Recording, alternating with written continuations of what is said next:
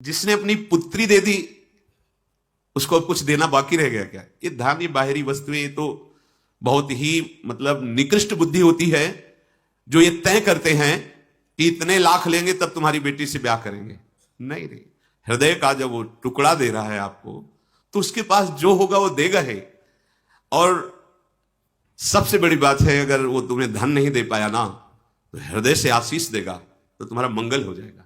अगर तुम किसी को इतना प्रताड़ित करके कि अब बेटी तो है, ब्याह तो करना ही है, वो चाहता है कि मैं अच्छी जगह, अपने से अच्छी जगह ब्याह करूं, मेरी बेटी सुखी रहे, और उसके लिए अगर दहेज का ऐसा प्राविधान कर दिया कि वो टूट गया, उसको वो ठीक नहीं है।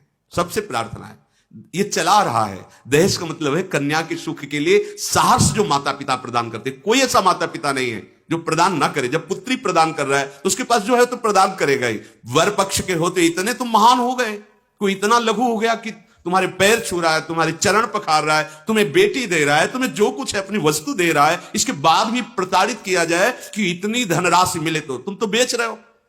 तुमसे महान तो वह जो दान कर रहा है, तुम्हारे लिए कन्यादान सबसे बड़ा दान कर रहा है। अरे उसकी तरफ देखो। चाहिए कि अगर उसको जरूरत हो तो अपने पास भगवान ने दिया हो तो सहयोग कर देना चाहिए। तुम बेटी की तरफ से तैयार ब्याह की व्यवस्था करो, हम अपनी बारात की व्यवस्था खुद कर लेंगे, कोई जानेगा नहीं, तुम्हारी तरफ से ही होगी। ये संबंध होते हैं। पर यहां तो अब ऐसा चलने लगा है कि पहले तय हो जाता है, जैसे कोई सामान बेची नहीं ना, कि इतना, ये एक कार, घर में साइकिल भी नहीं चलाई, साइकिल भी नहीं चलाई, और एक कार, वो लड़की वाला है ना बेचारा, एक कार इतने लाख रुपए है, इतना ये मतलब लड़का पैदा हो गया तो मानो उनकी सिद्धियां पैदा हो गई हैं इसी से। फिर क्या होता है? कलह या शांति, और वो क्रूरता उस घर में छाती है, सुख नहीं मिलता। प्यार से अगर वो जो भी है दे रहा है, इसके बाद आपके चरण पकड़ रहा है, अपनी कन्या अर्पित कर रहा है, इससे बड़ा क्या होगा? थोड़ा बुद्धि से विचार कर देखो। केवल वो लड़की है इसलिए वो दैन्य हो रहा है, और केवल आपका लड़का है इसलिए आप इतने गर्व में हो रहे हो कि उसके ऊपर ऐसा बोझा रखते। इतना नहीं तो ब्याह नहीं हो पाएगा। जाइए, चाहे जितनी सुशील पढ़ी लिखी लड़की हो, तुमने नहीं देखा ये बात, तुमने ये देखा कि इतना धन दोगे तो ब्याह हो सकता है, अन्यथा नहीं। नहीं भाई, धन कोई चीज नहीं है। वो सुशील दैन्य भाव से माता पिता परिवार को सजाएगी आकर के, बहुत बढ़िया है। और फिर जो कृपा प्रभु की तरफ से होती है तो भले नमक रोटी खाओगे, सुंदर संतान होगी, सुंदर परिवार चलेगा। इसलिए सबसे प्रार्थना है, जहां तक हो सके दहेज की मांग मत करो। सुखी होना चाहते हो तो आप बात पक्की समझ लेना। अगर आप मांगोगे, दशरथ जी ने क्या किया? कहीं मांग हुई है क्या? जनक जी ने, कोई भी माता पिता उठा नहीं रखता, हम इतना जानते हैं।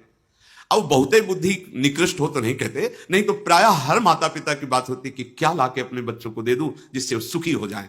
सबसे प्रार्थना है, यदि आप इन देवी शक्तियों का सम्मान करना चाहते हो तो चाहे बहुरूप में लाना हो या देना हो, दोनों भाव में अगर हमारे पास है तो हमें छुपाना नहीं चाहिए।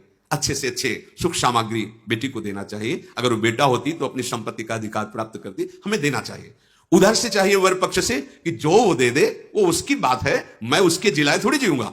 हमारे प्रारब्ध में जो हमारी प्रयत्नशीलता से संपत्ति, उससे वो अपनी पुत्री दे रहा है, काफी है इतना। बस ये देखना है कि हमारे परिवार के योग्य परिवार है, बस इतना स्वीकार करना चाहिए। इसलिए सत्संगी जिनके कान में आवाज पड़ती हो, इस बात का, इस धर्म का आदर करो कि आप अपने अनुकूल बेटी देख लो, ये तो ठीक है, पर अनुकूल धन मिले ऐसी चाह मत करो। अगर बेटी आ गई और पुत्र पवित्र पैदा हुआ तो कितना धनी हो सकता है, कितना आपके कुल को पावन कर सकता है। और धन आ गया और मूर्खता या ऐसी संतान हुई जो जीवन भर तुम्हें कोसती रहे, जलाती रहे, ऐसे आचरण करे जो ऊपर पुरखे हैं वो भी नरक चले जाएं। सावधान, भगवान जब कृपा करेंगे तो निहाल हो जाओगे। उनसे मांगो, किसी व्यक्ति से क्या मांगना, वो दे रहा है जितना अच्छा है, ऐसे भाव से रहो।